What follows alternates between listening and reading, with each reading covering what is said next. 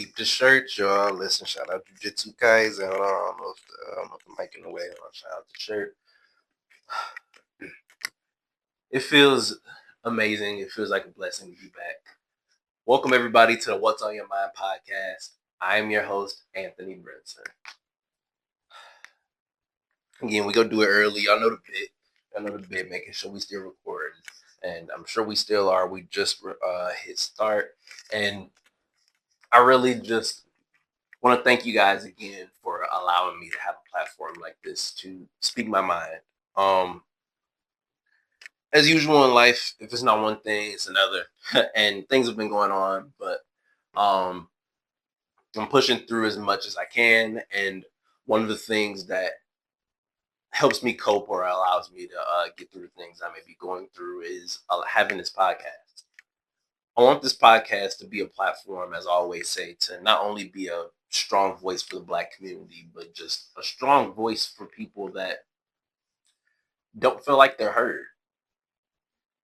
This episode, at least the first few topics, we're gonna talk about some things that are a bit serious, at least to my mind, and I want this platform to always be something that is open for debate, open for conversation, and open for something that is able to talk about the importance of representation.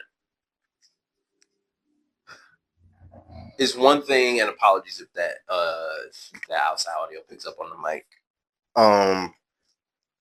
It's one thing when, as people always say, it's one thing when you say one thing, but intention only goes so far. And you could have a certain intent, or you could speak about something a certain way, but if your tonality or with how you handle a conversation, if it's a bit abrasive, or if there are certain inconsistencies with how you speak, then it could come off improper.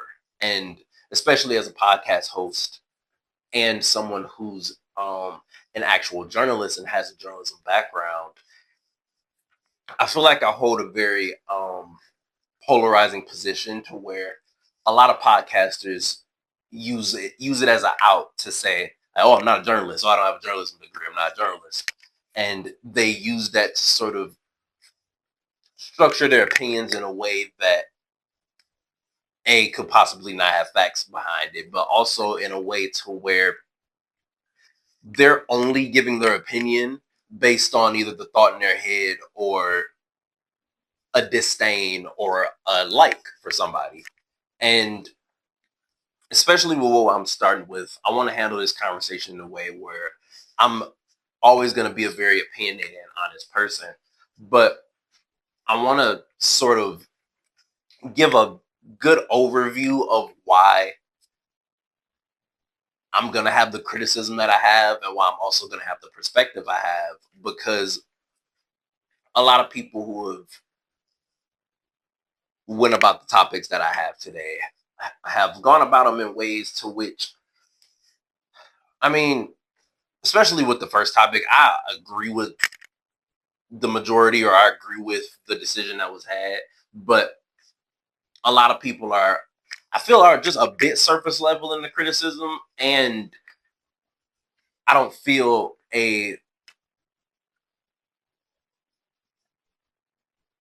enough actual journalists have talked about this conversation. Shout out people I look up to people like Jamel Hill so much, and people like Mark Lamont Hill. They've both talked about this, and to not bury the lead too much, Mr. Stephen A. Smith. Now, what's crazy, I've actually had one of the only podcast episodes that I've recorded and never uploaded was when Stephen A. was going through his stuff with LeBron, and I'll put that in here now. But I want to start off by saying that I grew up a huge fan of Stephen A. Smith, and even still, with the criticisms that I have, he's someone who's not only a Black millionaire, someone who exudes Black excellence, and listen to my last episode if you want to get the quotations around that. Someone who exudes someone that has been a very successful black man and has attempted to bring other black people with him. And I use the word attempted very strongly as we'll have this conversation, because he's been someone that has opened the door for a lot of other black people behind him. But he's also someone recently who has kind of been in question how much he really is for us. Stephen A. Smith, I feel sometimes gets a lot of unfair criticism sometimes, because even then I heard this the conversation between them actually was pretty civil, but I heard shout out Lil Bill. He talked about this situation, and he referenced how Michael Wilbon and Stephen A. Smith had a back and forth on how Stephen A. Smith probably shouldn't be considered a journalist no more. And I wouldn't go that far, and I personally disagree, because even if Stephen A. Smith doesn't do the traditional form of journalism nowadays, especially in 2026, journalism is so broad and pretty diverse. As somebody who was in the middle of doing a podcast with a journalism background, journalism um, work, someone that's worked in a newsroom, I don't subscribe to the idea that it just has to be the newsroom form to be considered journalism, or Stephen A. Smith has to be doing the traditional out in the field, talking to the players or in the locker rooms. While that is a traditional form of journalism, and that is where Stephen A. Smith comes from, I think he's evolved it in a way to where he can not only have his own form of ownership in his own YouTube channel, but go on ESPN or go on other platforms and showcase that journalism really is allowing that story to be told in a multitude of ways. Stephen A. Smith, for better or for worse, can be a very great storyteller and very great entertainer. And while that is what he's focused on nowadays, I feel that either way, it brings the news in. No matter if he's writing an article or a podcast or doing his own video, Stephen A. Smith brings the news in. Stephen A. Smith brings the traction in. Stephen A. Smith brings the attention in. I'm talking about him. Other Joe Budden talked about him. LA, New York Times, all these articles I did reading, doing research about all this. They talk about him. Stephen A. Smith's in the political field. He's making $100 million for a reason at ESPN, and he probably should be making way more. So I don't feel Stephen A. Smith is somebody that he loses the journalism card because of all of this. I do feel, as of recently, I kind of, if I were to, because I said I was someone that looked up to Stephen A. Smith growing up. I was a huge fan of First Take. Him and Max Kellerman were one of the best duos. They always go back and forth. Stephen A. Smith, whether he was the provocateur and trying to get his emotion out or trying to make a point, I feel Stephen A. Smith's debate style was always very forward, and he always stood his ground. And I think as he's gotten into the political sphere and gotten into this new realm, his main strength has become his biggest weakness and his biggest thing that's gotten him the criticism. Because when it's about basketball, when it's about sports, he has a very, if you're unfamiliar with Stephen A. Smith, he has a very I can't believe that you would say some blasphemy. How could you say LeBron is better than Jordan? Stay off the wheat. Stephen A. Smith is a very animated person. So when you take that delivery in the political sphere or the more worldly sense, it could be taken with either a grain of salt if people don't take him seriously, or it could be taken a bit harshly if people aren't used to it. Now, if you combine that, because Stephen A. Smith is an animator all the time, he knows how to control that and articulate his message. When you combine that with the word choice, with a very confident and bold word choice of a very, how would I describe it, for certain, or I'm right type of tone, or just very, I used the word earlier, abrasive type of delivery, then that comes off poorly to some. And Stephen A. Smith, over, I would say, the past year, 2 years, I remember at one point he was really hinting at it. he talked about how he was thinking about getting into the political world, but he never really thought about it seriously. And he's gradually gotten more into the political world to where he's been very forward of his and very outspoken of his opinions. While I'm somebody that, again, I can come into defense partially of Stephen A. Smith, I would never discredit that or tell him to stop doing that. But as I've mentioned, and as I've sort of tried to slowly build this before I get into the main story, if you aren't familiar with what I'm about to talk about, everybody doesn't really subscribe to Stephen A. Smith's delivery. And if you aren't familiar, there's an association called the National Association of Black Journalists. It's the biggest grouping of Black journalists in the world, to where even I haven't had the luxury of going to one of the conventions, but I'm grateful to know people like Suzette Hackney, who was the first Black woman, and if I'm not mistaken, the first Black um, editor-in-chief of the state news. And if she wasn't the first Black person, she was definitely one of the first, and the first Black woman. And she's someone that I can think of who has been to the NABJ conventions, who is someone, I'm sure, Dr. Christina Myers, someone I've also had the pleasure of interviewing. I'm sure someone else who has gone to the National Association of Black Journalists conventions.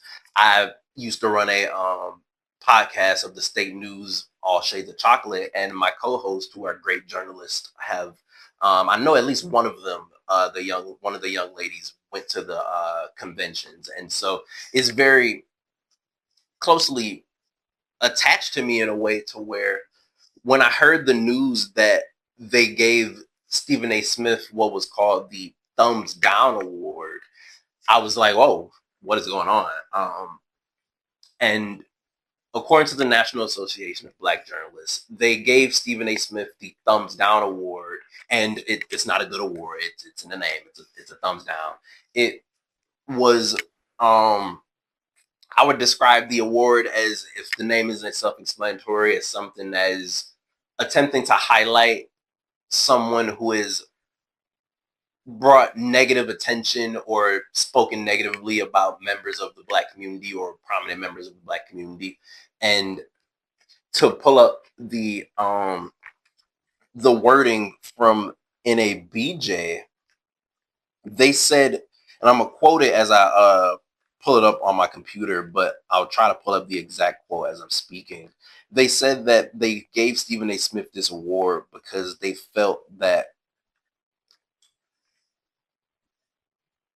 he spoke pretty poorly about Black women in the political or sports realm.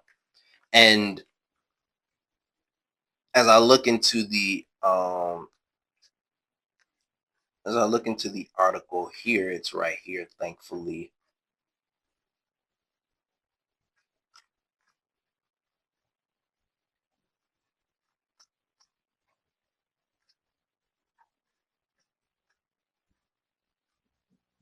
We're looking here, showing about these type of things.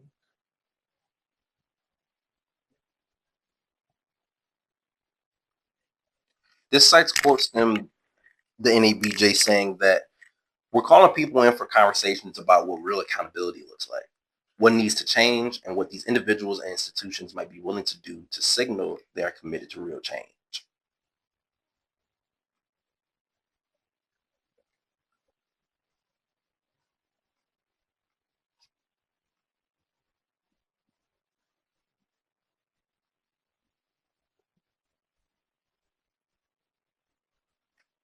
It says here the ESPN host and YouTube personality was singled out for his recurring public pattern of disparaging commentary directed at prominent Black women across politics, sports, and media.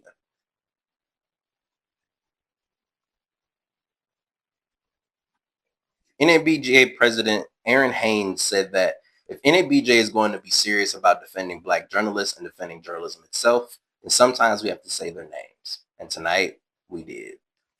And NABJ went as far as to make this statement and to show that, in their opinion, they feel is necessary to highlight that Stephen A. Smith and the way he's went about talking about some Black women in sports or politics or other media has been a bit harsh.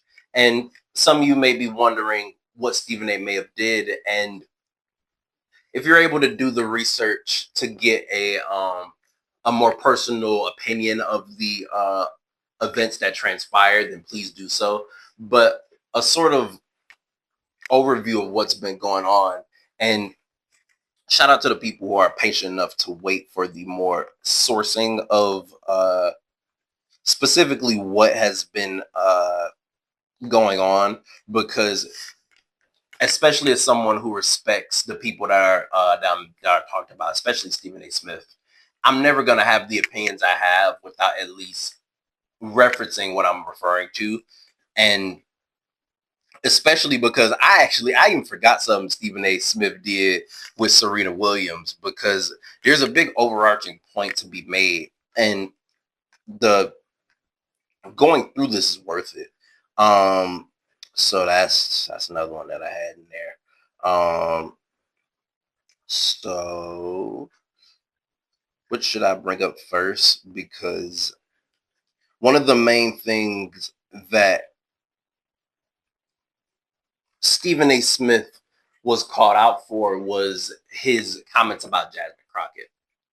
Jasmine Crockett is a Black woman in the political field who, if people from TikTok may know her for, there was some, I can't believe this white lady said that they was in like a political like jury type of room, conference room, and the white lady was saying like, "Oh, you probably can't hear me or see me over them lashes or something." And so Jasmine Crockett was like, I got a question.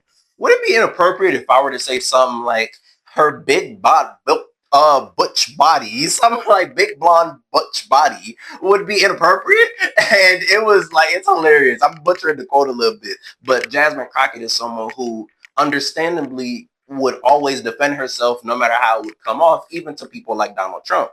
And Stephen A. Smith at the time, he felt as though that the way in which Jasmine Crockett would defend herself and talk against Donald Trump would be a bit of street verbiage and rhetoric that should be reserved for the streets.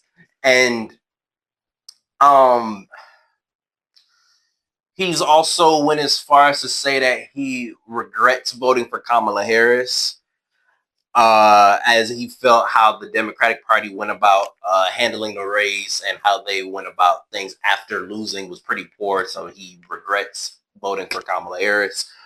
Let's keep going a bit. And to be fair, he did issue an apology to Jasmine Crockett. And it's funny because I feel like his apology to Jasmine Crockett is one of the most important things to use when making this overarching point about Stephen A. Smith. He saw how Donald Trump called her and said she had low IQ, which is very ironic because Donald Trump tried to then pull that same card on Stephen A. Smith. And once he saw that, he was like, dang, I see how Trump tried to use what I was saying and tried to use the things about Jasmine Crockett and try to put that on the forefront. I realized my mistake now, and I'm sorry for trying to portray a Black woman and adding to portraying her in that light. And I feel like if Stephen A. Smith took that not only with Black women, but in the way he kind of speaks about Black people, I think he would be a bit better off in sort of navigating these conversations and even handling the criticism. Because one of the main things that people have tried to tell Stephen A. Smith, and at least my personal biggest criticism of Stephen A. Smith, is that it seems as though everybody notices how Stephen A. Smith comes across and comes off sometimes, other than Stephen A. Smith. It seems like Stephen A. is the only one who probably doesn't realize, and maybe he doesn't care, but I want to be someone that gives him a bit more grace as somebody that views him as still a journalist and as an entertainer and as somebody that I just heavily disagree with, instead of somebody that is not for Black people. And I want to give him enough grace as somebody that comes off awfully and just is unaware of it. Because if he's aware of it, then that would unfortunately have to mean that he's very purposeful in the ways in which he talks about Black people, and that he is not for us. And that would conflict with some of his actions in the past. But Stephen A. Smith unfortunately comes off so bad sometimes that it's hard to give him grace, and everyone is not going to do what I'm doing and give him grace. As when a lot of people try to talk about Stephen A. Smith and not only say that he was a bit trying to tone police Jasmine Crockett, there's a bit of a deeper issue here. And I think people like the Joe Budden podcast who even mentioned it goes far back as far as you want to highlight it, but they mentioned the Terrell Owens situation. And just in case of someone like Stephen A. Smith or someone would ever see this, I speak from a place of criticism, but a place of fairness. And so I don't bring these moments up to try and take away from Stephen A. Smith's Blackness. I bring these moments up to also highlight and to try and talk to Stephen A. and show that this big picture is just how you come off is not good sometimes. Joe Budden brought up the Terrell Owens conversation where Max and Terrell were trying to bring up how Stephen A. Smith comes off. And Max Kellerman was kind of getting it to a point to where T.O. called Stephen A.'s Blackness in question. I'm not going to say the direct quote just in case Stephen A. does say this, because it's a crazy quote. And even though I agree with Max and T.O. in the overarching point, you never say a white person coming off mode. That's crazy to me. But the reason why T.O. said it is kind of understandable. Because in that clip, there were things about certain parts of the Black community that Stephen A. may have been missing, and it seemed as though Stephen A. just didn't understand it. When I'm surprised nobody has brought this up, and I'll take the luxury of bringing this up on my platform, at least brought up in recent time in relation to this, how Stephen A. Smith handled Kyrie Irving. How Stephen A. Smith had been so harsh on Kyrie again, I'm someone who got vaccinated. So I'm not even on that type of time. Somebody who made a choice with their own body and their own health and didn't even say nothing wrong, just say, hey, I don't want to make this decision for my own health. Stephen A. Smith was so harsh on him to the point where not only did he have to apologize, but that turned people off of Stephen A. Smith, because he's coming off in a way to where you question if not only if Stephen A. Smith is for us, but you question why Stephen A. Smith goes so hard and is so abrasive and so aggressive on Black people sometimes. But sometimes when it's the Aaron Rodgers of the world, when it's the Michelle Beatles of the world, when it's white people, the abrasiveness is not really as strong. When it was even Trump, it didn't seem as aggressive lashing back out. And even if you want to drop this being a Black or white thing, which I feel you can, I feel that's a very important part of this conversation. That's why the National Association of Black Journalists gave another, at least former, but I feel still current Black journalist thumbs down award.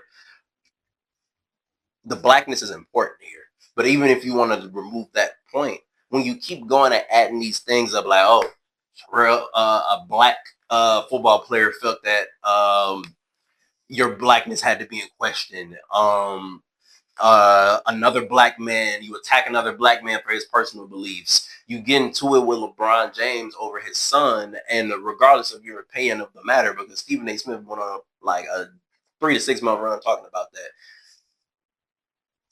A Black man and I want to say Black player, but he came to you as a Black father in that moment and expressed to you that the way you're talking about his Black son is a bit rough.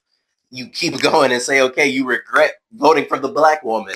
You say that Jasmine Crockett has street verbiage. Like, when you add all these things up, I mentioned it earlier, dog, I forgot Serena Williams had to check Stephen A. on TV because Stephen A. told us Serena Williams shouldn't be dancing and making fun of her ex at the Super Bowl. Like, Stephen A. Smith, sir.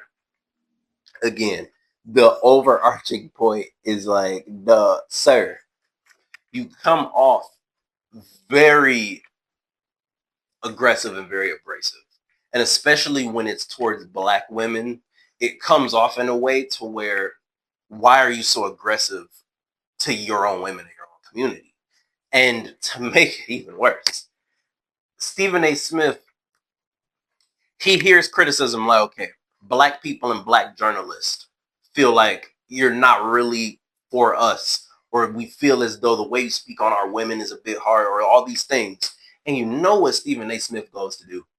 He goes on Fox News to defend and express that this is all just a political thing, that just because he's not liberal like NABJ, or just because he doesn't share the beliefs of NABJ, that this is I forget the words he used. I don't want to misquote him, but he felt that that's the reason why that this is happening. For anybody that isn't aware, because I even had to refresh my mind and do a bit of research, Fox News is Republican. Fox News wasn't really messing with Barack when Barack was running. Fox News is not at least politically for us. So you go on a platform that isn't really recognized as for us to talk about how you for it. Like, it don't look good. It's not a good look. The political beliefs you have are already, the political beliefs Stephen A. Smith have already are not a good look. Listen, I'm not here to be super political, but I'm not fucking Republican. Like that. Like, listen, I'm also not a politician. All politicians kind of, it is what it is. They all kind of iffy. But one side at least pretend like they a bit for us, and the other side does not hide the fact that they're not for us. So you go on a side that is a bit deemed not for us to talk about how it's crazy how they had this criticism of it. Sir, it's like, again,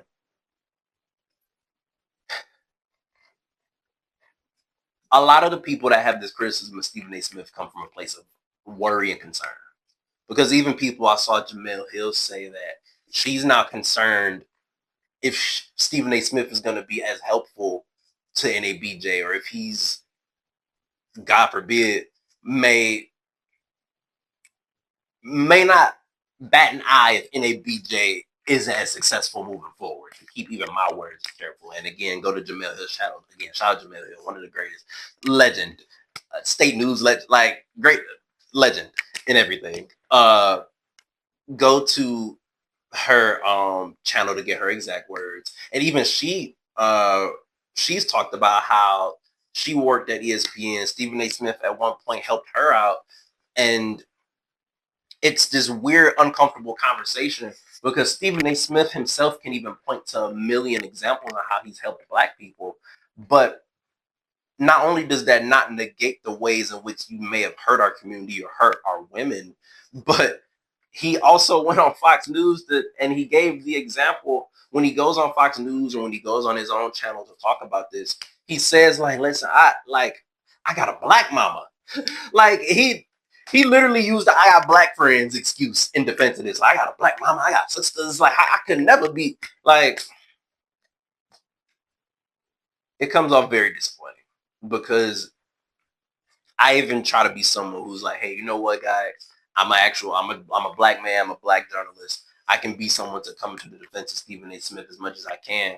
But when all these things stack up, I even start to look and I'm just like, what is Stephen A. doing? Or what is Stephen A. talking about?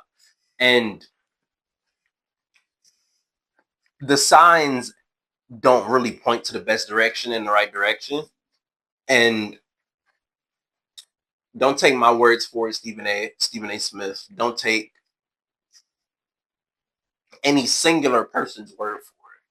When the Black community, because I even reached out to the elders in my life to be like, hey, how do you feel about Stephen A. Smith? And they would express like, because even I don't even feel this, but the older Black people in my life feel like, listen, Stephen A. Smith got that bag. And when you get that bag, you lean a certain way, you start to think certain things, say certain things to get more. And while I don't feel Stephen A. Smith has been bought out, because even I will listen to a Mark Lamont Hill that claims to know Stephen A. Smith for the past 20 years and say, like, he felt this way back then. I just think, unfortunately, like I said a bit earlier, I just think Stephen A. Smith is someone that I disagree with. And unfortunately, the things he believes in don't always look like they support the Black community. And whether it's the Black women of our community or just the Black people, when there are a large group of Black people that don't know how you feel about us or don't understand why you speak about the Black women or the Black people the way that you do, it's a problem. That's a problem. I'm young. I'm 23 years old. From 23 to 50, there are people in this range of Black people that feel like Stephen A. Smith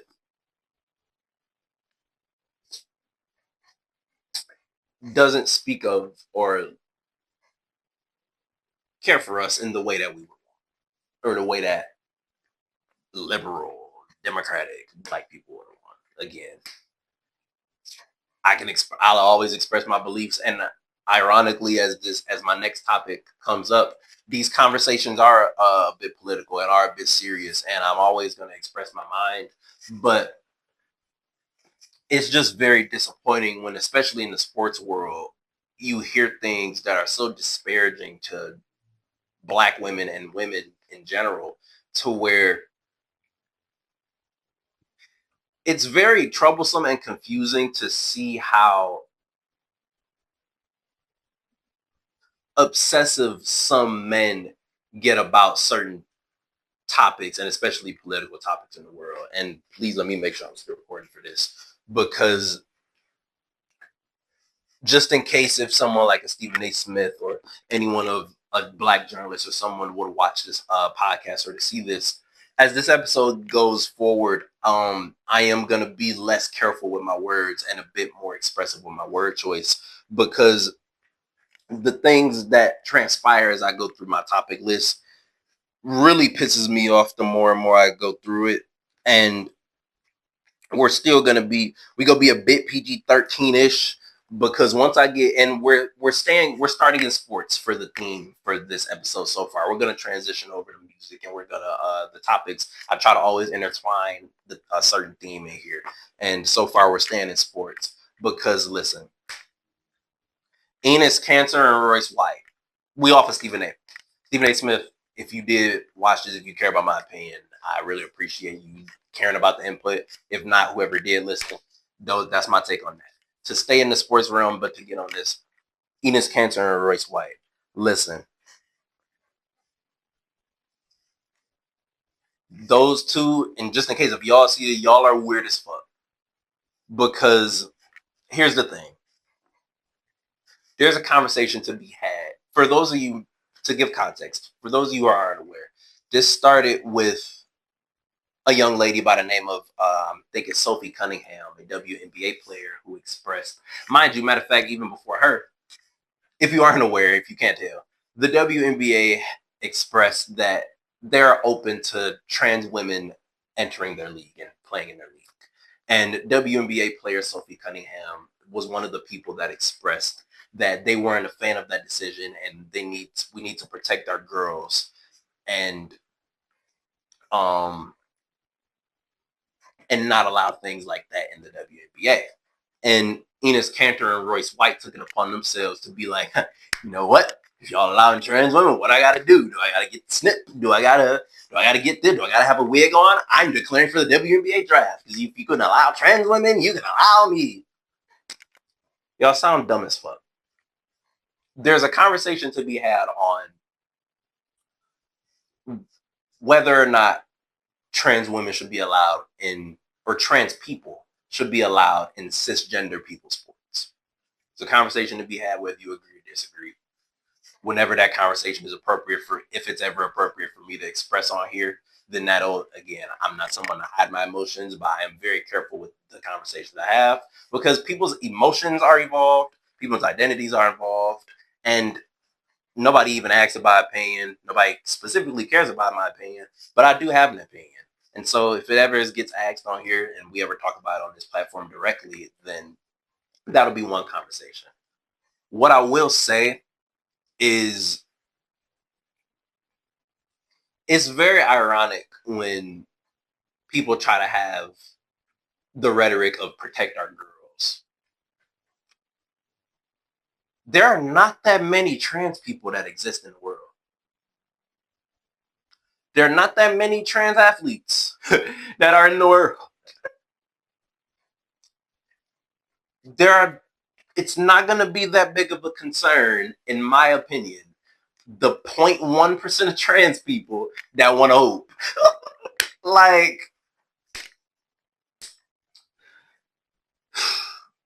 like, again, however you feel about it is your opinion.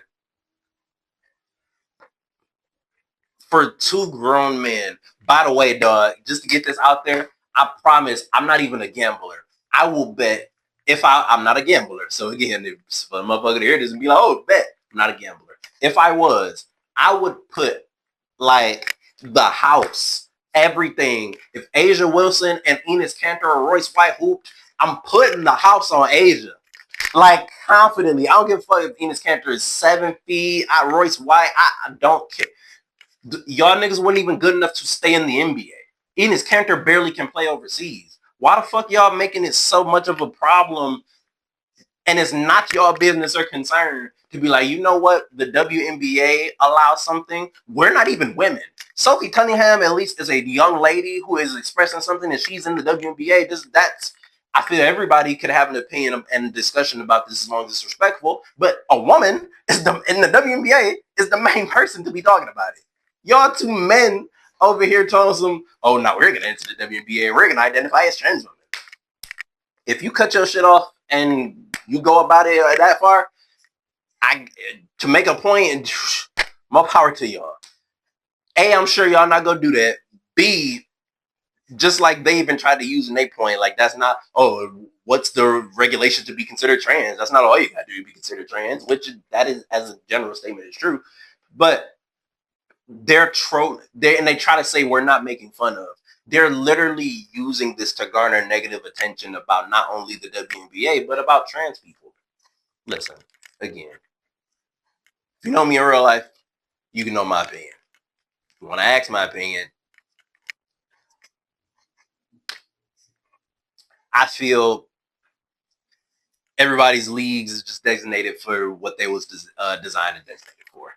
If you can read between the lines, because people try to, even if I'm being as careful with my words, people try to cancel or people get offended because these again are people identities, and it really shouldn't.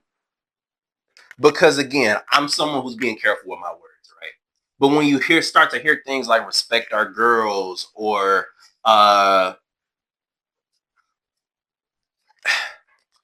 it's all so much bullshit when you hear that type of rhetoric. But in the NBA, you have people like Karl Malone who still get acknowledged, who impregnated a 13-year-old girl, a little kid, when they were an adult, when they were in their 20s. I'm 23, very close to my age. And yet people like him still get acknowledged in the sports world. But yet former NBA players, now they're saying protect our girls and trying to get in this when the WNBA allows trans. Where's the consistency? Where was this when women are actually targeted and actually harmed?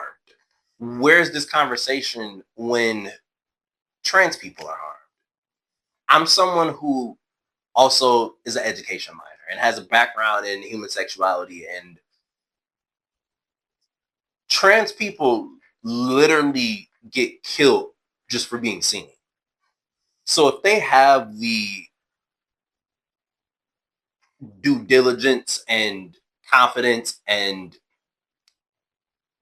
ability, because this is also an ability conversation, ability to even take the risk to showcase themselves out there, to literally risk their lives, to first of all even go through the procedure, but to go out there and participate in the sports that they want to do, then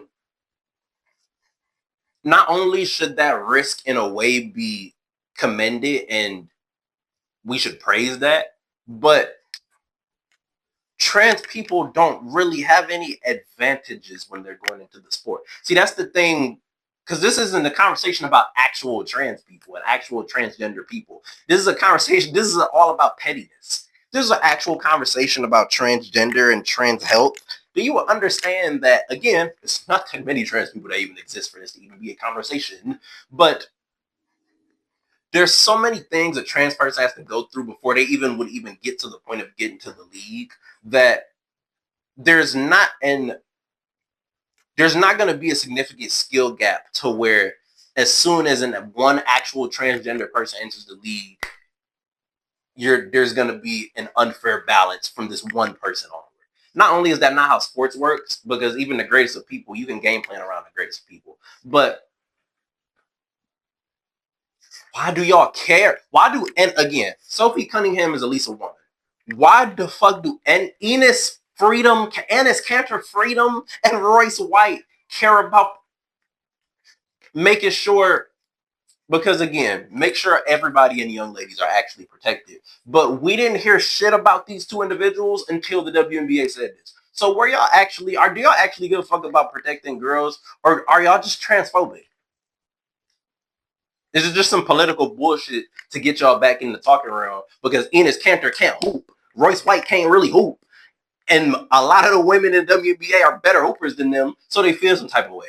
And it's so funny that some men are so targeted or so hurt by the idea of women being better at them in certain things that they're literally begging to be a part of something that is not for them. And the actual league that Enes Kanter was a part of, he couldn't stay in because he wasn't good enough. Royce White, not good enough. So he wanted to go be in the WNBA. What that say about y'all? And it's very crazy because the people who actually are affected by this conversation aren't even the young girls. It's the trans people. Because people of the LGBTQIA plus community, they genuinely just want to be over here, and they get pulled over here so much to where you get the people being like, oh, they're trying to make everything gay. Oh, they're trying to put the gay in the water. The water's turning to frogs. The water's turning to frogs. Dog. Like, bro, people be trying to throw out homophobia everywhere. It'd be like, dog. I'm a black person, right? Hopefully that's clear. How would I look as a black person to be like, you know what? Just because I don't look like a certain group of people, just because I don't talk like a certain group of people, just because I don't think like a certain group of people, just because I don't live a certain lifestyle of group of people, I'm going to shun them and make sure that they don't deserve rights, privileges, sports, anything. There's a word for that starts with an R, or discrimination. That there should be ringing a bell. There should be some dog whistles, some bells here, those things like, that sounds like what the oppressors did to us as black people. Why would I want to oppress anybody else? Because that's what Enes Kanter and Royce White does in their speech. Because the trans people and the LGBTQIA plus community, the people that want to just mind their business and don't really care about straight people, y'all force them to come and be in conversations like this because y'all won't leave them alone. Notice how people always try to say that they don't like something, but instead of ignoring it, they constantly talk about it. They bring attention to it. They say, like, it makes zero sense. And please don't let people fool you. They don't really give a fuck about whether trans people are not. They don't care. They just want to be petty. They want to get attention. And they have such a disdain for people that don't do shit like them that they want to force people to live the life that they live. That's the same thing, and I'm Christian. That's the same thing some religious people do. It's the same thing some Christians. Matter of fact, some things a lot of Christians do. Same thing some religious people do. You can't, and it's not okay to force people to live a lifestyle you live just because you want them to live it, just because you feel it's okay. Newsflash. And look, keep looking at the camera. Look, we almost we get into this hour because look at me when I say this. Everybody isn't like you. Everybody doesn't want to live the lifestyle you live, and that's okay. People are different. People are gay. People been gay. Transgenders and people who want to be transgender, this has been a thing. If you don't like something, just leave it alone. Just don't talk about it. Don't worry about it. Enes Kanter and Enes Kanter or Royce White can't hold none of the shoes that of the WNBA players. They clearly can't be in the NBA. They're not good enough to be there. So they want to try and pick on the WNBA. They're probably not even good to be in there. And I really hope they don't acknowledge them and draft them. Again, I would love to see Asia Wilson. Bro, promise Asia Wilson, the young lady, the rookie on the Minnesota Lynx, bro. Bro, don't let, bro, when Juju come in the league, when Flage John, like, bro, I will go off, and I don't even watch WNBA like that, but I'm cultured enough to know that they can hoop, and they will smoke Enes Kanter. Like, are y'all crazy? The literal only benefits they got, ironically, in this conversation is the male attributes of them being 7 feet big. Asia would, promise. They can't sniff the NBA, and they'd probably barely hold down the WNBA, if at all. That's as most energy I'm giving to that bullshit, because now we're in the, just in case if important people still watching, if you're still watching, I appreciate it with me cussing, because we getting into the bullshit hour moment of the podcast. So stay in sports. Again, shout out Brian. It felt like a week straight, 2 weeks. He kept telling me this shit about Julian Newman and his family. And I'm like, dog, I promise I do not want to hear more bullshit about these niggas. It got to the point to where he even stopped. I didn't say it to him, but I'm saying like, dog, or I didn't say like, hey, dog, stop sending me shit. I said like, dog, I'm tired of these motherfuckers constantly in the news for idiocy, degeneracy, what's another word? Stupidity, nasty, trifling. Like, this is insane. Those of you who may not be familiar, Julian Newman is not only a shitty basketball player who's like 5'6", my opinion, but again, if anybody know me, shout out Tez. Me and him talked about Julian Newman way before it. Like, he's someone who tried to play professional basketball, but he was 5'6".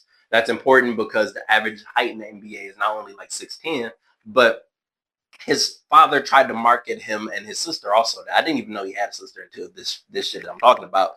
Tried to market them as basketball prodigies. Julian Newman would be on viral videos, dribbling the ball, doing all these dribble moves. He was pretty short, and he didn't end up panning out to being worth shit. The nigga had college games where he was putting up 3 points, 3 points, 0 points, 0 points, 3 points. Like, he sucked. So after when you got y'all start to get why I speak so aggressively about these niggas and his family in particular, because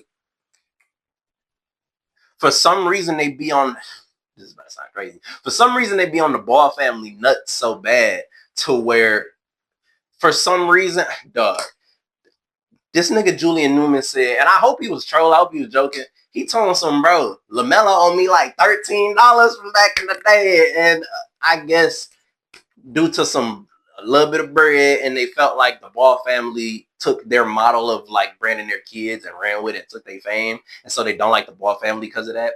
Mind you, let's say that's true. I don't believe it's true. The Ball family, I heard about them way before but let's say that's true. You know the difference? The Ball kids can actually hoop. 2 of them actually got to the league, and one of them actually LiAngelo still can hoop. LiAngelo still, dog, way still into, but all 3 of them can hoop. 2 of them made it to the league, and LaMelo, the Timberwolves about to be nice this year. But it's not even, you would think we're talking about basketball. So after the Newman family failed to get famous in basketball, for some random reason, they get back in the algorithm. Take a wild guess. Julian Newman's younger sister's adult business, adult videos got leaked. And I can't believe the next thing, because I have an older sister. I can't even imagine saying this type of stuff to my older sister. For his younger sister, ever since it's been leaked, Julian Newman, the older brother, and the dad have been gone on to market the fact that the young lady's adult tape was leaked, to the point where Julian Newman has said things like, oh, bro, when she was 18, I told her to start OnlyFans at 8, and as soon as she turned 18, like, listen, like, he's said things, because hold on, like, he's went as far as to say, you know what? Like, I thought she was gonna be bigger than Kim K when this sex tape released. Like, you know what? Because I was trying to, it's so much bullshit. I was go give him just the umpteenth bit of grace to go off the top of my head. This shit is so disgusting. Their literal father of the Newman family, they asked in like a lie detector test, did the dad watch the sex tape? And the lie detector test showed that he did watch the sex tape. And he went as far as to start giggling and laughing, like, hey, I just wanted to. This family is very sick and very weird. If you want to do sex work, that's your business. To tell your younger sister, like, oh, you should have been started OnlyFans, that's crazy. I ain't really watch it. And again, they went on this weird ass nigga too. They went on No Jumper Adam 22's platform. And Adam thought, like, you know what? Maybe it's just some like she not really doing nothing like too crazy. Why Newman and the sister both correct him? Like, no, like, this is really crazy. Like, these motherfuckers is so weird, bro. Hold on, dog. Where's the I'm going to the bookmarks now because it's gotten to a point where um this family is so sick to where, oh, and shout out shout out the 520 podcast, because he tried to go off on Behan, someone from the 520 podcast, and say like, yo, F y'all trying to talk about my sister and it's really this, and F y'all. Bro, they went off on him and was like, listen, I ain't worrying about you, your sister, nothing of the sorts, dude. Like, we don't care. And it's very insane because it gets to a point where motherfuckers will do anything for clout. It's really disgusting. Here I got in front of me and again I want to go out the fucking bookmarks to get out this shit for what I just read. First of all, they was on a stream with Neon, whole other thing, and in the same lie detector test, this nigga asking him, Julian Newman, if he self pleasured himself to the video while the dad sitting there laughing. The dad told some, cause Neon was with Jaden Newman and Zach Lamine's sister Cameron Levine, and the dad told him the threesome they've been waiting for. Like, this family again, yuck. I can't. I try to take notes for y'all. I'm disgusted. This family is fucking disgusting. Julian Newman can't fucking hoop. We don't give a fuck about Jaden. I promise this. I didn't remember this nigga had a sister. This is very disgusting. Again, if a young lady or anybody want to do sex work, that's their business. It should remain their business. And mind you, this conversation, there's a lot of disgusting parts of this conversation because, mind you, he goes out of his way to admit that he feels that his sister should have started OnlyFans at 18, the moment she turned 18. And that's disgusting in its own right. His defense, because see, people not only be terrible debaters, but just bad people and bad at defending themselves. But this nigga went to try and say like, yo, y'all tried to take it out of context. I said it because like people like Bad Baby or people like that, they was when they was turning, as soon as they was turning 18, they was getting millions and millions of dollars. I just wanted my sister to get on. Even in the, I guess, genuineness in that of trying to get his sister. That literally admits to purposely playing into the sick individuals that wait for young ladies the moment they turn 18 because they're like, oh, they're legal now. That would mean that not only those weird ass motherfuckers are disgusting, but that would mean y'all are trying to enable those same, or at least he was trying to get her to enable those same motherfuckers purposely. Enable weird people to be predators to his little sister. And he's not even thinking about that, or he's weird as fuck. The weird ass old ass daddy is probably the weird motherfuckers that, let me not even put that on him, but he seems, from what this nigga saying, the threesome we've been waiting for, he's talking about his daughter, saying the threesome they've been waiting for. in front of his kids telling some nigga the brother beat off to the fucking sister sex tape. The daddy is sitting there talking about his daughter.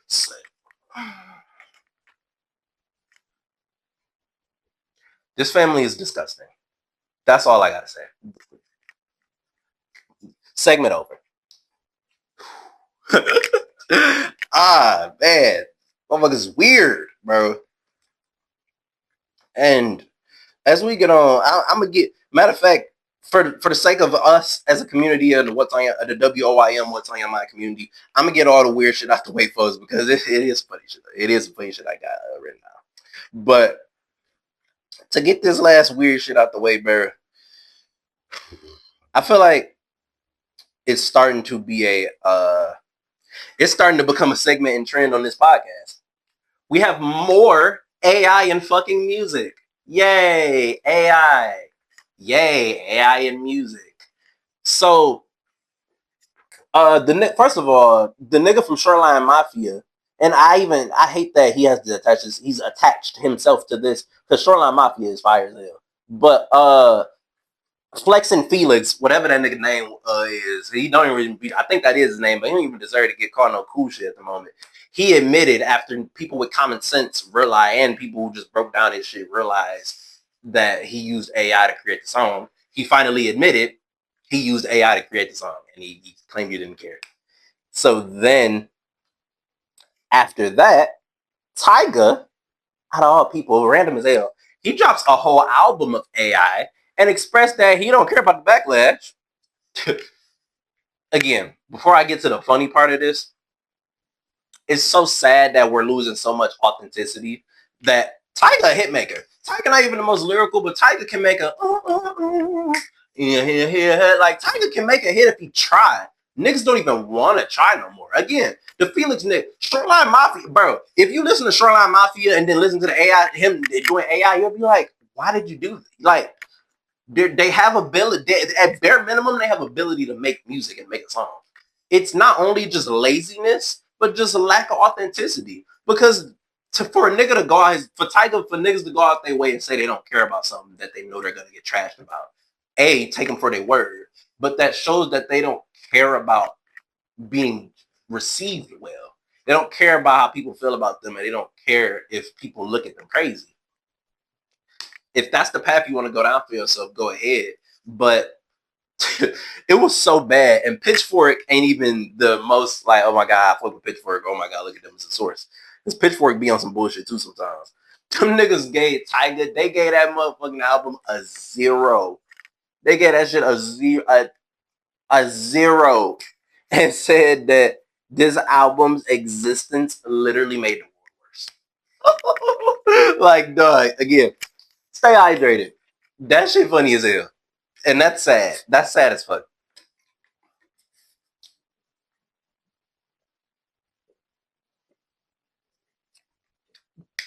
Man. Shout out to ASMR community if that ever picks up on the mic. I got all the like most of the annoying shit out the way. The next couple of this shit is annoying, but I'm at least take a laugh out of it. Anybody in the What's on Your Mind community, anybody that takes the time to watch this podcast, can we all take a minute and fucking laugh at Pooh Shiesty dumbass? And listen, hey, Lord, protect me from dangerous seen and unseen. I ain't gang affiliated. Keep that nigga in jail. Keep niggas like that away from me. Cause listen, the reason why I'm laughing at this goofy ass nigga, because it's so frustrating when people that are talented do dumb shit. This nigga Pooh Shiesty got chance after chance out of jail. Dumbass nigga, I'm going through it fast. I'm sure I've talked about this already on my platform, but just in case I haven't, pretty sure I have. But if you aren't aware, just in case I haven't talked about it, Pooh Shiesty took it upon himself very stupidly. You know what? How am I going to get out of my contract? I'm going to hold my contract owner up at gunpoint. While he doesn't notice, cops are there. So now he's in jail, and he's still signed under Gucci Mane. So you know what Gucci Mane did? Very petty. And as a label owner, Pooh Shiesty did an album's worth of music while he was out. That nigga dropped a Pooh Shiesty album on his dumb ass. And apparently it's some fire on there. I will never condone it, and I'm not gonna listen to it because again, it's already eerie enough that a nigga that's rapping about that type of shit is actually telling the truth or living his raps. But that's one thing. The nigga was dumb enough to rap about allegedly robbing Gucci Mane on the album after he did it. Niggas like that, again, we're giving them chance after chance. At this point, stay your ass and keep that motherfucker locked up. And I hate saying that about another black man. I would love to listen to Pusha FDO. Bro, that nigga came out and said, go put your favorite bullet on your face. He came out saying shit like that the day, like, after he got, like, that nigga didn't change. He didn't change shit about his personality. The people around him failed him. It's very sad. Again, if I think about it from that point, it's not funny at all. But it's just very funny that you did all that and now your ass in jail and the nigga still put out your music. He's still eating off your name. To the bank, doing this to the bank while you sitting in prison. It's very sad. It's not even funny. It's very sad. And something else that's very sad and very funny as well. Hey, Drake stands. Hi. Y'all miss me? Y'all favorite fucking rapper is making a fool of himself again. And again, I ain't even gonna talk about the golf girl shit. It is what it is. That's his prerogative. His prerogative. This nigga literally got on camera and said, listen, the pen isn't dry. The pen isn't dry. Wait for them to reply. And then growl. Drake stands. And I talk to y'all directly because y'all always get y'all pennies in a bunch when I talk about him, especially on Twitter. Who's scared? Like, in terms of the lyrical nigga, who's scared of him? Like, just genuinely asking. Because he's been barking up the Jay-Z tree. I'm not even going to do what Joe Budden did, because Joe Budden at a point now where he's trying to bait Drake. Like, go ahead, talk about Jay-Z. No, dog, I'm not going to do that to you. I didn't think there was ever a universe where Drake could beat Jay-Z in any type of rap anything, especially rap battle. But especially after everything that's happened after the Kendrick shit, the lawsuit, he was just barking with it. Again, this should be obvious to people, especially if you're into battle rap or just know about Jay-Z and Drake. But shout out Screwface John because he said it verbatim.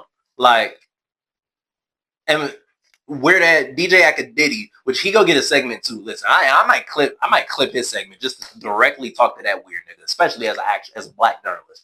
But he and Screw talked about how Academic's weird ass said, oh, Drake can never win because Jay-Z's gonna beat him with blackness and talk about blackness, and that's how he's gonna win, talk about black culture.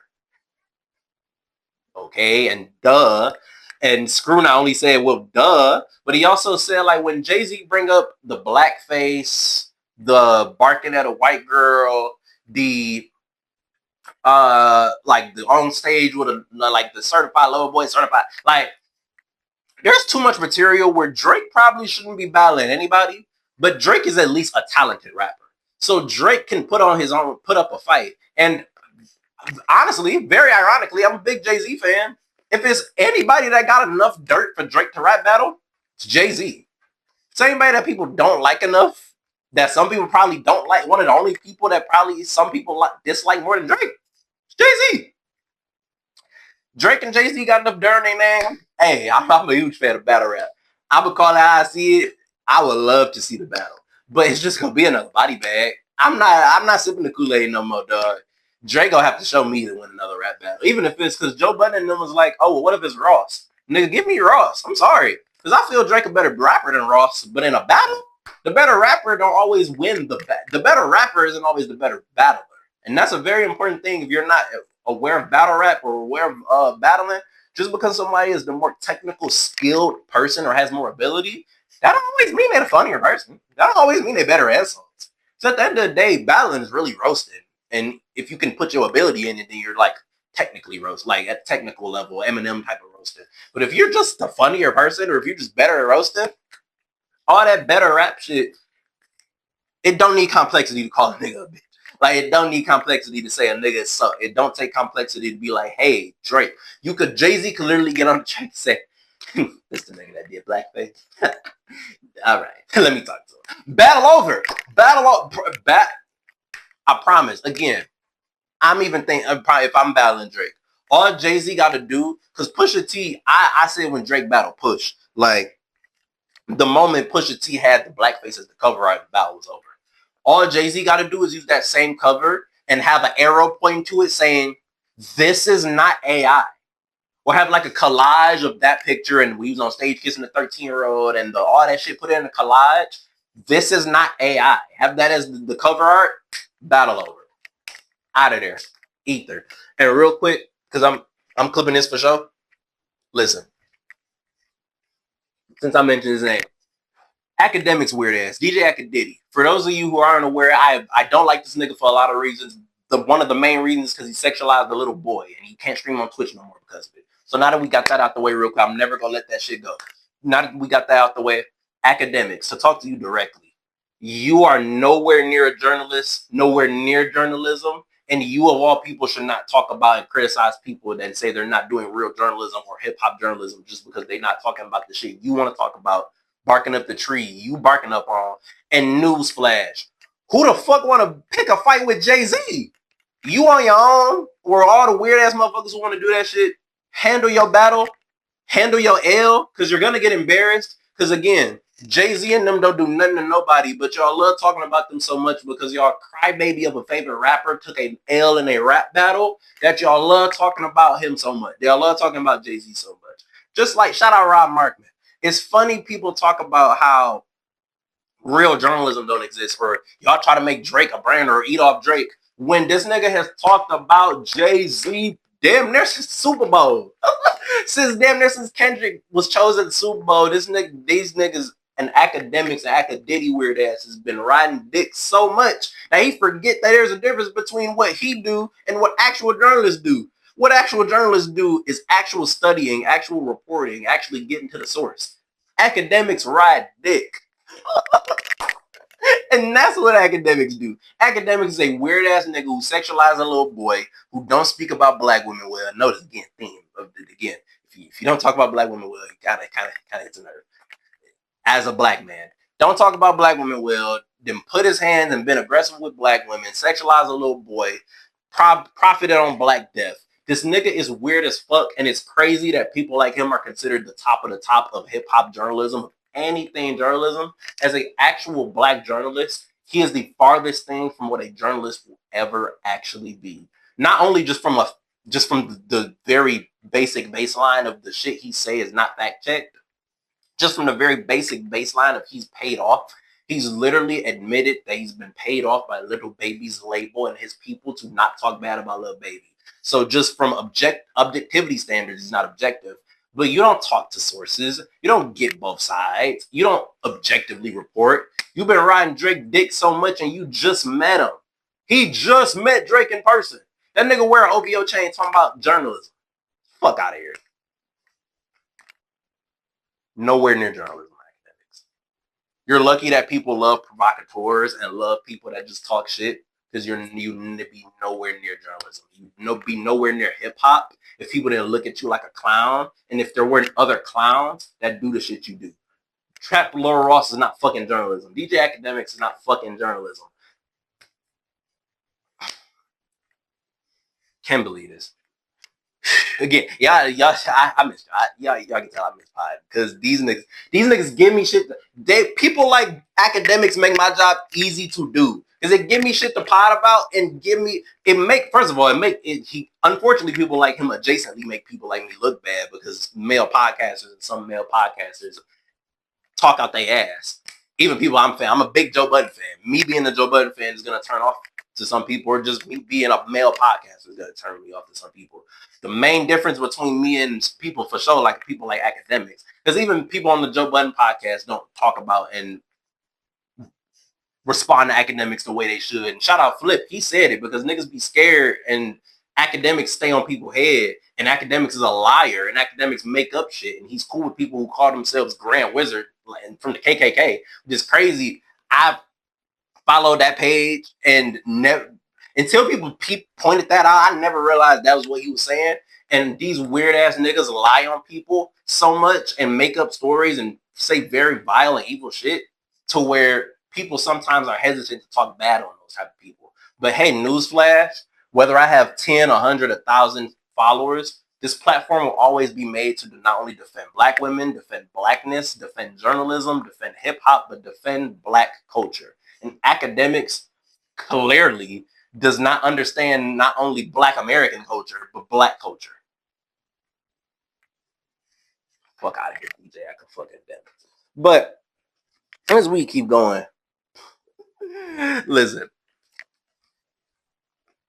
I think that was yep, down the list. Now that's all. Now we can have some real fun. Cause now that all the bullshit is out the way on my fucking list, listen.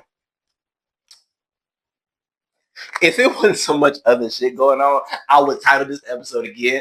Cause shout out to the people who listened to the episode of Why is Ray J Fighting? Why the fuck is Ray J fighting again?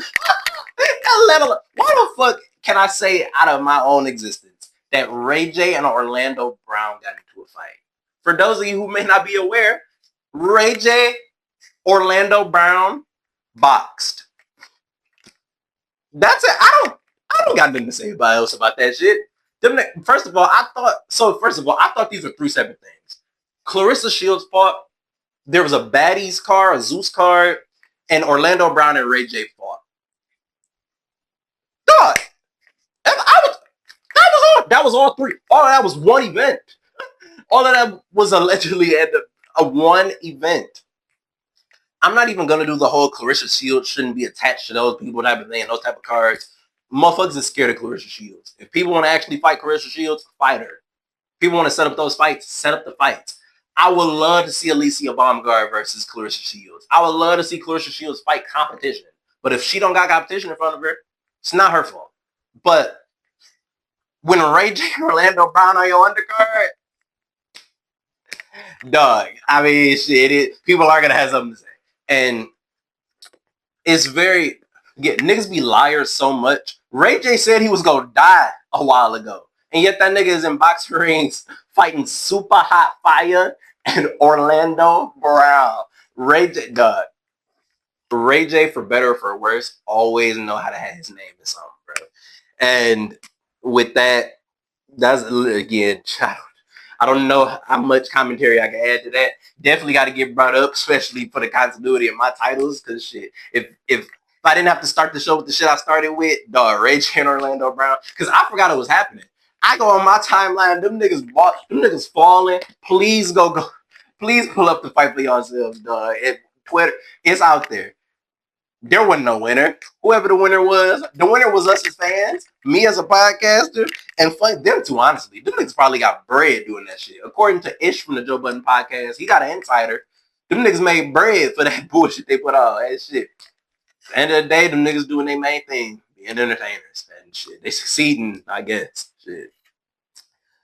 Y'all, again, if there wasn't so much other bullshit that has been going on, just a lot of other stuff that's been going on in the world of pop culture, I guess. I finally saw Spider-Man Brand New Day. And not even just that, I promise, because again, podcasters do get on this mic and lie. Y'all go think, people who don't know me in real life go think I'm lying. People who know me in real life, unfortunately, know that I'm telling the truth. Brand New Day is what it took for me to finally see Spider-Man. Like, the franchise. My family didn't really grow up watching superhero movies like that. I'm not saying I didn't watch none. I watched we watched Civil War. In terms of what I remember my parents making sure they showed me. I saw Civil War, Black Panther, Batman vs. Superman. And that genuinely might be it in terms of superhero movies my parents took me to saw. Mind you, some of those are like years. So think of the years. Let me try to go in order. First would probably be Batman vs. Superman, because I'm thinking of it in theaters. I think we did go see that in theaters. Batman vs. Superman, Civil War. Matter of fact, Black Panther, then Civil War.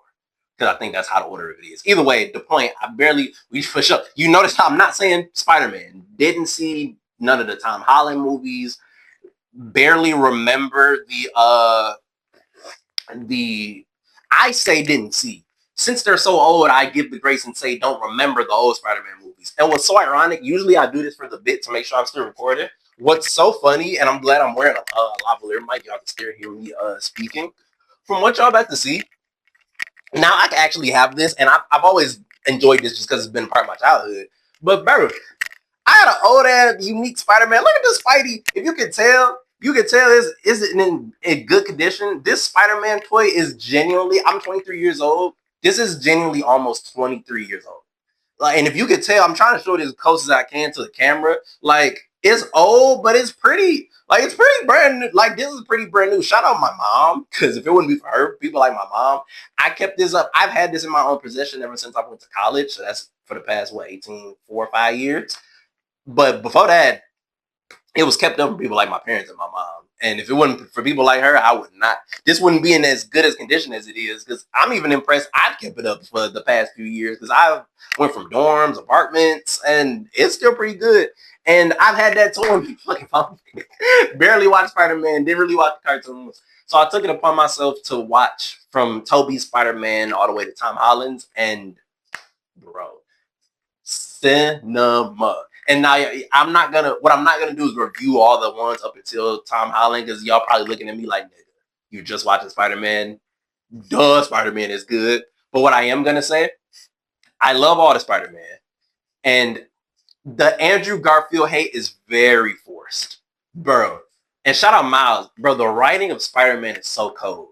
And I don't understand. Andrew Garfield is my favorite Spider-Man. Shout out Desmond. He told me when I watched, like, listen, you go watch it and you go, dog, incredible. The writing of Spider-Man is so good. This nigga go through so much trauma. And now that I did know, but to see it for real and watch it is crazy.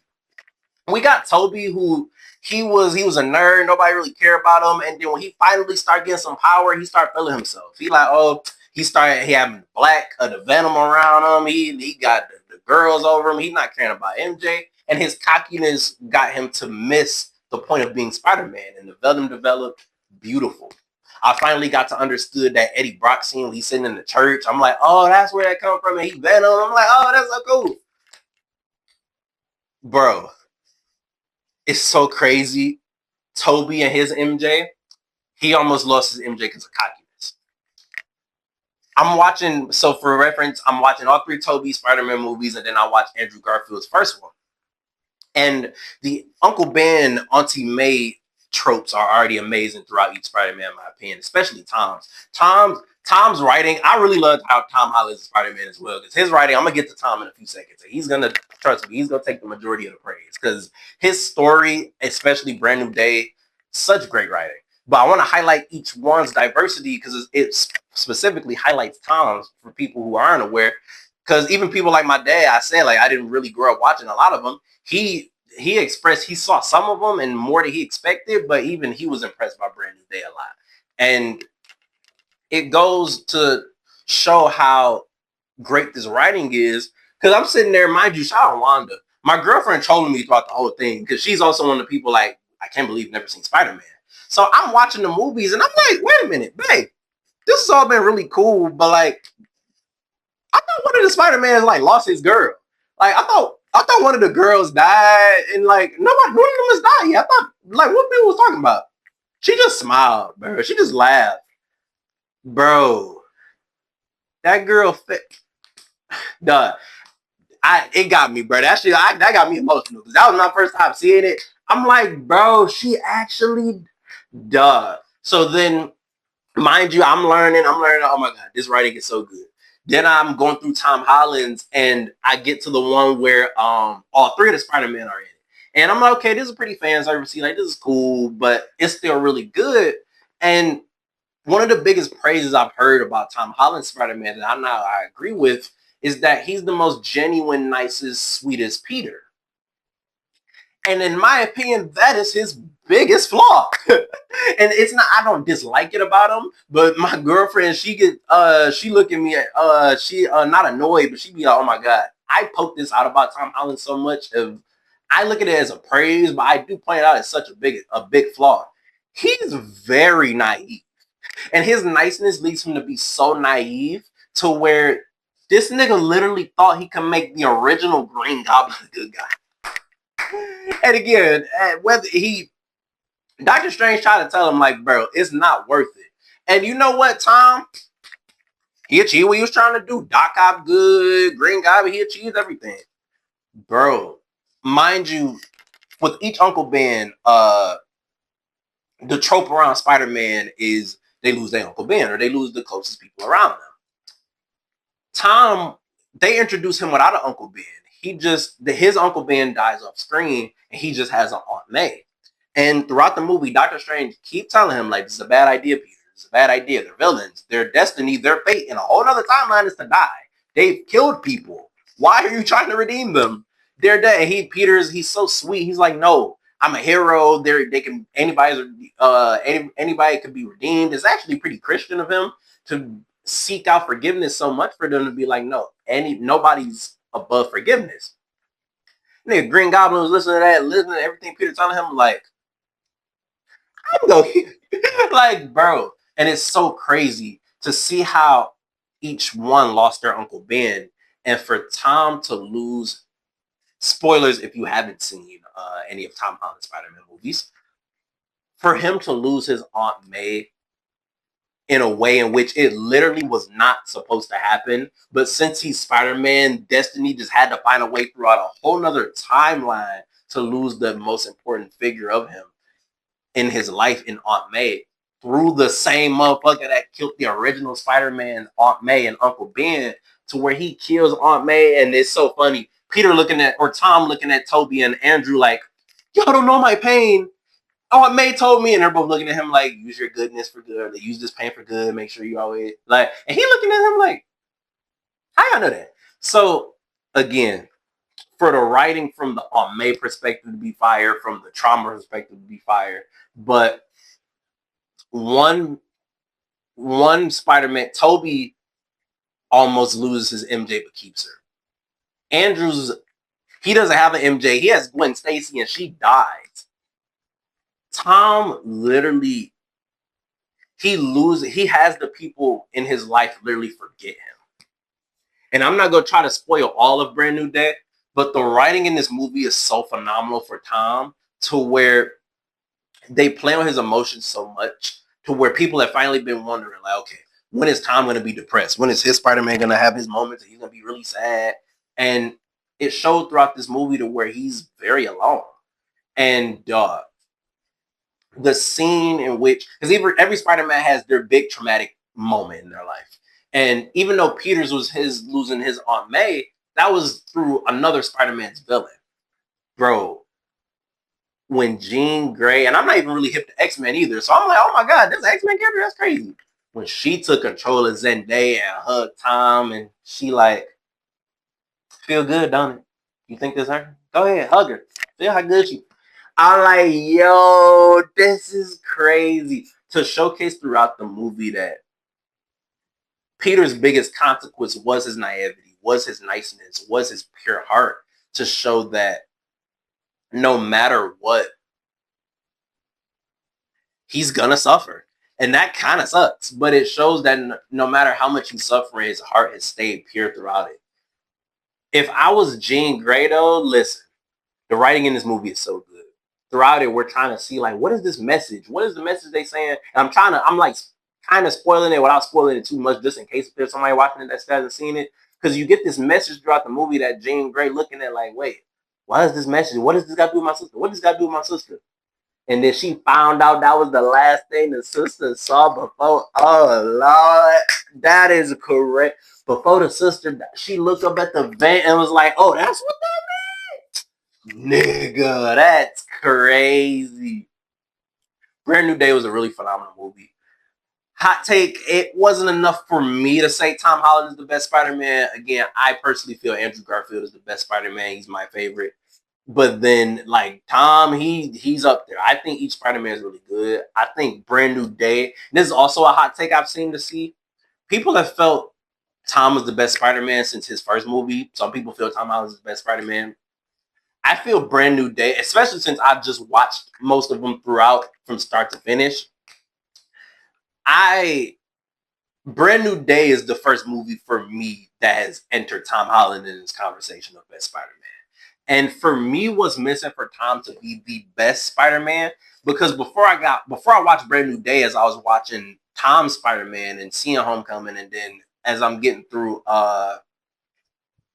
Endgame, I'm like, I can get past the fan service because it's still a really good movie, and the fan service, especially recently watching the Toby and Andrew, and then seeing the one with all three of them in it. I think that's No Way Home. I think that's the one. Um, it shows watching the first two Spider-Man make seeing Peter's naivety and niceness hit more, and showcases why Peter is the way he is. I mean, why Tom Holland's Peter is the way he is. But at first, what was missing for me was like, okay, Peter needs to go through like that traumatic moment to where he's just very messed up. We see that in Brand New Day. But for me, Tom Holland's Spider-Man is missing his villain. Like Toby had Green Goblin, Andrew Garfield had Jamie Foxx. Like Tom Holland needs that Jamie Foxx, Electro, whatever his name was. Tom Holland needs his Joker for me. Tom Holland needs his villain that just they don't give a fuck about niceness, killing, all that. They just are they're the complete opposite of Peter. Peter is pure of heart. We need a motherfucker that is pure evil. Shout out Wanda. I'm not gonna steal her theory. She had a theory because I'm telling her this too, and I'm like, bro, that's like Tom needs his villain.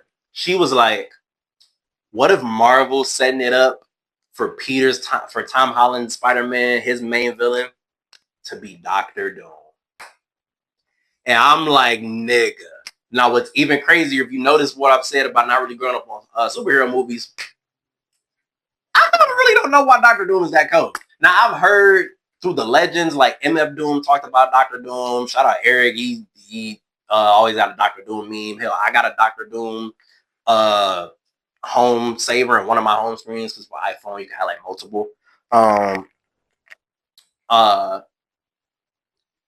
And I've heard the lore of Doctor Doom, or I've heard the allure of Doctor Doom. Like, oh, Doctor Doom, he's crazy. None of the Avengers, you got to get the X-Men, Fantastic Four, you got to get all that. And I've finally seen the trailer, because this was a segue to the trailer, to talk about the trailer.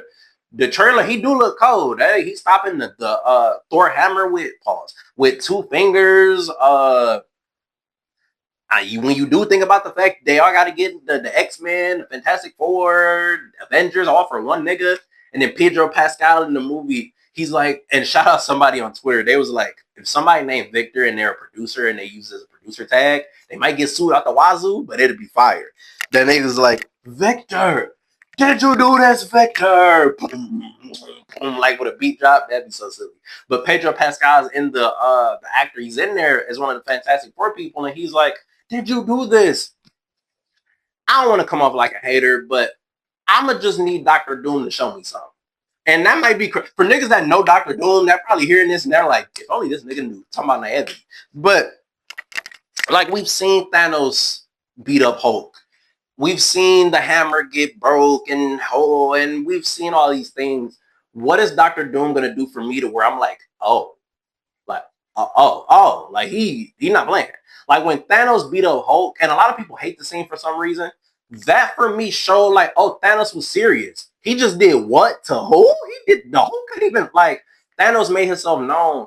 So like, what is Doctor Doom gonna do for me that's unique and like almost scary? Like, what is he gonna do to where I don't get the feeling of like, oh, I've seen this before with Thanos. Death already done with this shit that became Dragon Ball Z. Death don't matter. Shit, Robert Downey playing Doctor Doom, and according to my girlfriend, she claims that's canon. Iron Man becoming Doctor Doom and all that shit. I have no idea. Chris Evans back, and he's the Fantastic Four, and they're showing in the special look trailer like, how is this possible?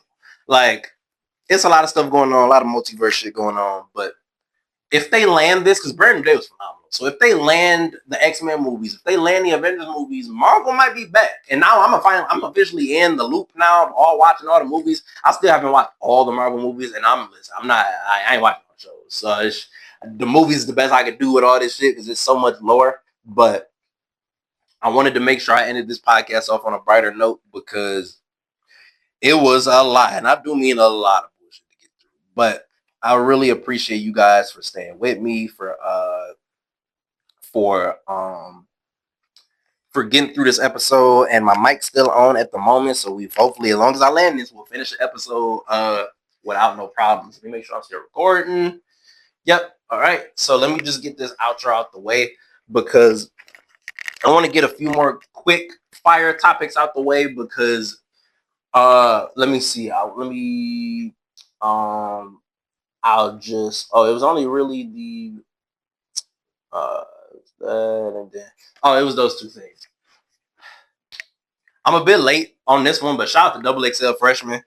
I feel this was actually the best list since like 2020, but the production was ass. Like it really diluted their lyrics. And it's funny, it's crazy because DJ Drama one of them. Like DJ Drama a legend, but the production really wasn't all that, and people was calling them for a while. But I really like Chris Patrick, Belly Gang Cushington. I don't even know who he is, but his performance, I didn't know who he was before this, but his performances on the verses and ciphers was cool. This was a very cool cipher. And I feel that's the biggest problem people had is that it was just very average. And I do agree this is very average, but the average is better than ass. And even though the production from the XXL was average, Chris Patrick's very fire.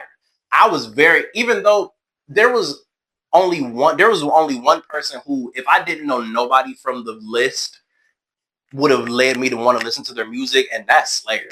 Listen, I didn't know Playboi Carti when he say like the song Slayer, like I'm a rock star, rock the joint Slayer. Like when you talk about all that type of stuff in Slayer, like I've seen the name, I've seen the spelling. I thought this was like a group or like a band or like a clothing line. This like that nigga fire. That nigga walking the felt like team or I was about to felt like team Ubi. Like that nigga was going, bro. Niggas was hating on Slayer on his lyrics wasn't really all that.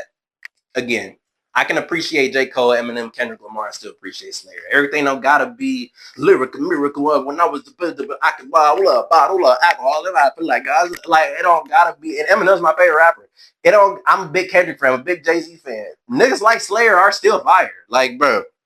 That nigga said, I feel like the one constant variable. What he say? He said, I feel like the one constant variable. Why you acting like you are not variable? Like, that nigga was going. I feel like the one constant variable. Why he acting like he's not variable? That's fire out. Niggas was saying that was bad. That nigga Slayer fired me. So, that's shout out XXL. And then I'll end it off by saying, listen, ever since SummerSlam, and this, I was going to make this a whole segment, and it is still a segment, but like a longer one. But as I'm recording this, the CM Punk Kevin Owens match for the title is tonight. I thought they was doing that Sunday's night main event, but they're in Canada tonight, so I'm gonna wait to have like a segment after like next episode, so I can have some and a topic already pre-planned for next episode because I'm gonna have my reaction to that title match because I'm so happy Kevin Owens has been back, and ever since SummerSlam, the WWE has actually been putting out a good product. That's actually been good again. And it really shows like when a good product is put on TV, fans actually like it. That's all I'll say with that. The WWE has been really good since SummerSlam. If you're a fan of wrestling, but you've kind of fell out of it, go watch 2026 SummerSlam if you can find it. And then ever since, wrestling has been pretty good. And I'm really grateful for you guys giving me this platform. I'm so grateful for you guys giving me the opportunity to talk to you guys, give my thoughts, ramble, rant to you guys, whatever. And don't be afraid to talk to me about what's on your mind. Thank y'all. I'm going to try to get this episode up to y'all as soon as possible. And I really appreciate y'all for the time y'all give me. And stay blessed. And I'll see y'all next episode. Peace out, y'all. Again, shout out Jiu-Jitsu guys. Let me, Mike's still on. Peep the shirt. Shout out Jiu-Jitsu guys and peace out, y'all.